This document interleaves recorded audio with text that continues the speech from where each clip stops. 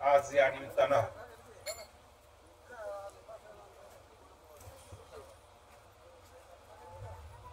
आदरणीय संताबाई यांच्या मंदिराचं कलशारोहण आणि आपले गुरुवर्य विठ्ठलबुवा महाराज यांचं पुण्यस्मरण आणि या दुग्ध शर्करा योगानिमित्त आजची झालेली अनुसयाताईंची कीर्तन सेवा.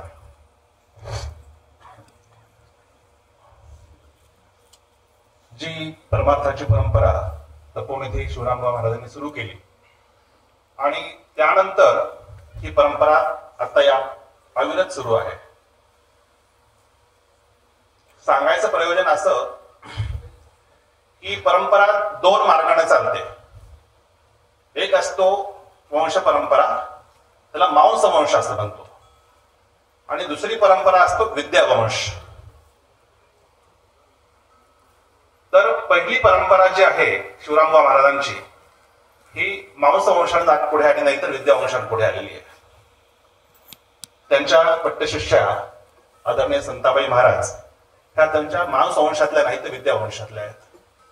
त्याचप्रमाणे नथुराम क्याहळकर महाराज हे देखील विद्यावंशातले आहेत. वंश परंपरेत आहेत पण विद्यावंश.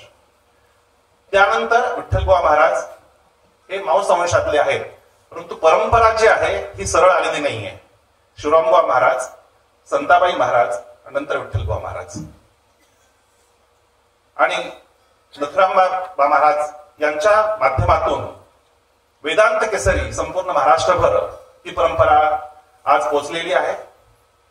तसंच विद्यावंश आणि मांस वंश या दोन्हीचं एक प्रातिनिधिक स्वरूपामध्ये आपल्या अनुसयाताई या ठिकाणी प्रतिनिधित्व करत आहेत. मला या ठिकाणी आनंद वाटतो की आपण सर्वजण या सोहळ्यामध्ये सहभागी झालेले आहात आणि अशीच परंपरा संपूर्ण या अंबरवाडी नगरीमध्ये अनेक रूपानं प्रसिद्ध होते. अनेक परंपरा जरी असतील एकीने तरी जशी संत परंपरा आहे 18 पगड जातीमध्ये एकीने याता याती धर्म नाही विष्णुदासा निर्णय हा ऐसा वेदशास्त्री, अशा प्रमाणे गावामध्ये अनेक प्रकारची जी आहेत ही मंदिरं उभी राहत आहेत.